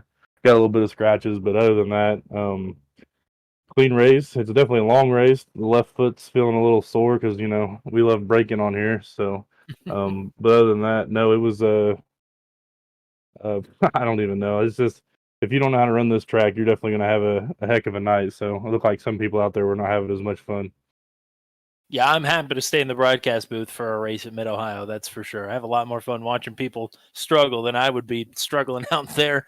Matt, what do you got? Well, I want to know where I purchased an Intimidator button, because right there through the middle of the race, it seemed like everybody you got behind just got a little scared and went off the track, and you just went right on through. Where can I purchase one of those? I was wondering the same thing. I was like, you guys don't have to do it, but I appreciate it, So maybe, I don't know if they were just, I don't know if maybe I was taking air off the back of the truck or something being next to them. I really have no idea, but I definitely was not complaining whatsoever whenever everybody was getting loose. So definitely helped me out. Well, partner, another podium for you. You're knocking on the door of the points lead here. Got to feel pretty good coming out of Mid-Ohio here tonight. Anybody you want to shout out or say hi to here? Yeah, I want to thank NOS Energy Drink for being on the truck, FanDuel, McAllister Reynolds. I want to thank Snyder Graphics for painting all my paints. I want to thank you guys here at Turn 200 for broadcasting these races for us. I love going back and watching them every morning on my way to work. Just thanks to everybody that tunes in to watch these. Thanks to everybody that puts this league on. And yeah, I seen we're knocking on the door. We're 4 points out, and who knows? Maybe we might have took the points lead after this race. We'll have to see whenever James posts points here later. So I'm just happy to be up here. I mean, if you said I was going to be taking the points lead at some point with Ashton Crowder in here and some of these other top dogs like Justin Michael and everybody like that, I would have said you're nuts. So if we do get the points lead, we'll just be happy with it. But I guarantee you, you'll be there along with Ashton, getting all these extra bonus points, leading the most laps, fast lap times, and winning races. So we'll try to hold on to it if we can, if we got it. But yeah, no, just thanks to everybody that puts this on, and we'll move on to next week, and hopefully we can get another one. You keep doing you, partner. We'll talk to you again plenty here the rest of the season. But congrats on a good run here today. All right, thank you guys. And for the 5th time this season, no stranger to Booth 200. All of a sudden, Ashton Crowder is on top here tonight at Mid-Ohio by 58 seconds. Holy cow. Did I misattribute the quote to you that you said you had not turned a lap here as of last week at Iowa? Was I mistaken in that? No, that was true. I was actually pretty worried coming into this. I was like I had a lot of laps at Watkins Glen over the years, but never here. So went out, did some practice laps like pretty much immediately after Iowa, and I was looking at like Road to Pro times and stuff, and I realized I was really quick, and immediately I was like, oh wow, this track suits me. So ever since that, I was really confident going into this, and thankfully I didn't crap the bed, and I actually was pretty quick.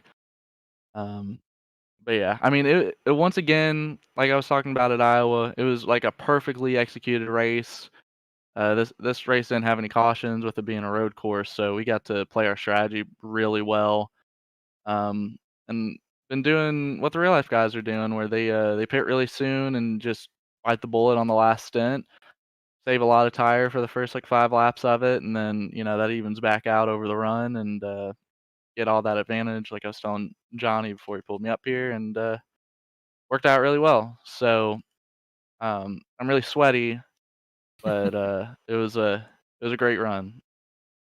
I mean, even the guys that are like good or proficient at this track won't really ever say that it suits them. I think you're probably the first person I've ever heard say that. What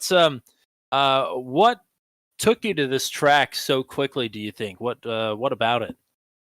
I mean, it's just really slick, and the rubber doesn't really build up here well, so you almost never get into rhythm.